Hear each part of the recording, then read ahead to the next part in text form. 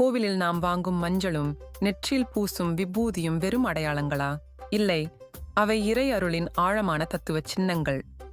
மஞ்சள், இது மங்களத்தின் சின்னம், அம்பிகையின், அதாவது சக்தியின் முழுமையான அருவடிவம்.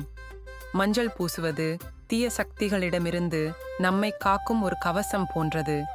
இது இல்லத்தில் சுபிட்சத்தையும் வாழ்வில் வெற்றியையும் தரும் தெய்வீக பிரசாதம். சுருங்கச் சொன்னால், மஞ்சள் என்பது இம்மை வாழ்வை, அதாவது இவ்வுலக வாழ்வை செம்மையாக்கும் அம்பிகையின் அருள். விபூதி, இது சிவபெருமானின் பிரசாதம். இது வைராக்கியத்தின் சின்னம்.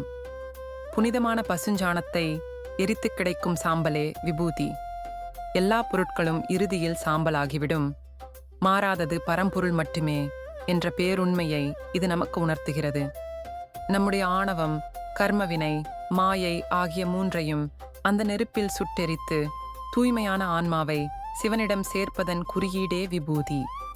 மஞ்சள் உலக வாழ்வின் வளத்திற்கும் இம்மை, விபூதி ஆன்ம விடுதலையின் ஞானத்திற்கும் மறுமை நமக்கு கிடைத்த இறைவனின் அருள் சின்னங்கள்.